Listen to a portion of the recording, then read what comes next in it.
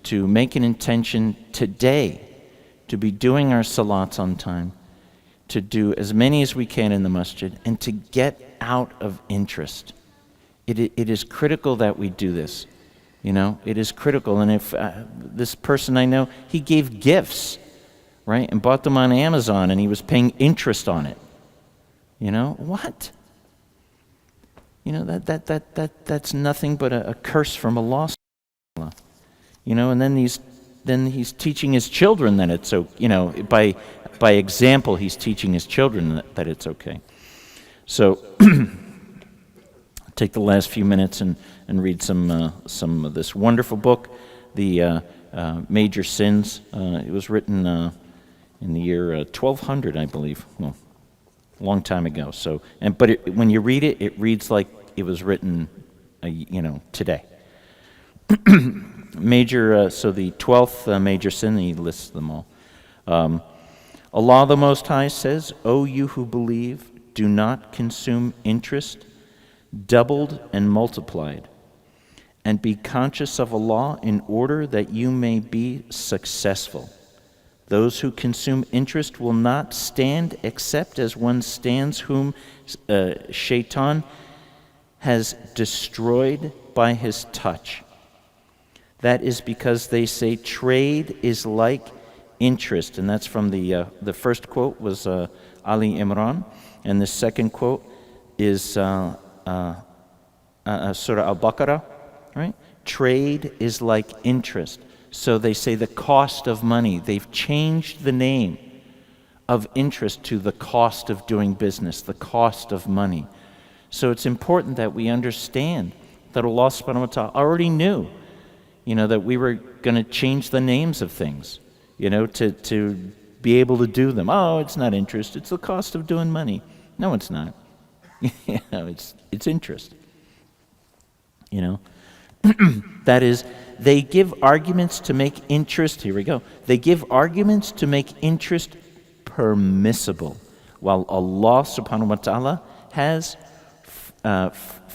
prohibited it. On the Day of Judgment, people will rise from their graves quickly, excepting those who had consumed interest. They will stand up and then fall down like epileptics. Epileptics are the people who have seizures. I'm not poking fun at anybody, but it's a medical condition. They have seizures and they shake, and uncontrollably. Whenever they will try to stand up, they will fall down because they consumed interest in this world, and as a punishment, on the Day of Judgment, Allah will fill their stomachs with something heavy, so that due to its weight, they will not be able to stand without falling down. They will try to hasten along with the other people, but they will not be able to. On the day, another hadith is on the Day of Judgment, the consumer of interest will be raised up insane. Others around such people will know that they consumed interest because of their insane behavior. May Allah subhanahu wa ta'ala put it into our hearts to get out of interest if we are currently involved with it. Do our best, sell it, whatever it is, get rid of it, sell it, just get out of it. And remember, Allah is Ar-Razaq. Allah is the one who provides our risk. Just get out of it, get a rented place, get a regular car. I've almost always had a rented place. All my close friends, we just rent. We have old cars, and you know what? Yeah, it would be nice to have a snazzy new car with this and that and that and this, but I'm not in debt by the grace of Allah, and on the Day of Judgment, at least I won't have that hanging over my head. May Allah save me from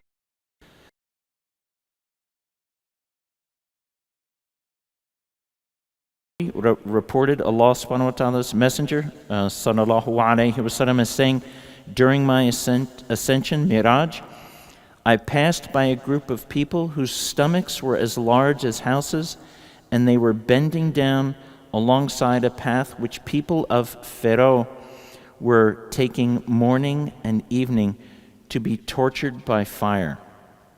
On their return, Pharaoh's people were like beaten camels, neither listening nor sensible.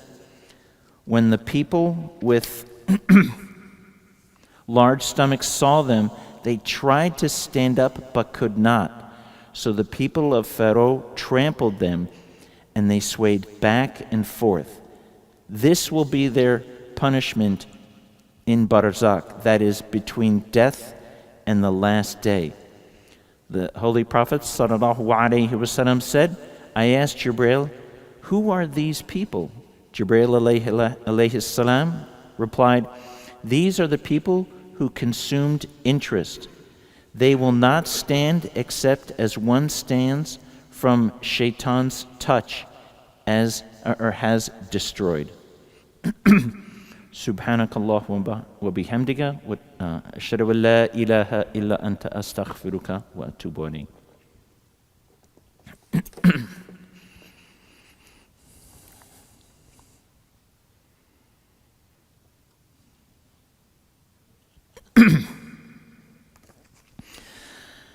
بسم الله الرحمن الرحيم الحمد لله رب العالمين والصلاة والسلام على رسول الكريم بسم الله الرحمن الرحيم ما شاء الله لا قوة إلا بالله يا حي يا قيوم اللهم صل على سيدنا محمد وعليه وتراته بيد كل من منك أستغفر الله الذي لا إله إلا هو الحي القيوم وأتوب إليه يا حي يا قيوم الحمد لله كما ينبغي لجلال وجهه وعظيم السلطان وأشهد أن لا إله إلا الله وحده لا شريك له وأشهد أن محمدا عبده ورسوله صلى الله عليه وعلى أهله وأصحابه وسلم تسليما كثيرا أما بعد فيا عباد الله اتقوا الله تعالى ولا تموتن إلا وأنتم مسلمون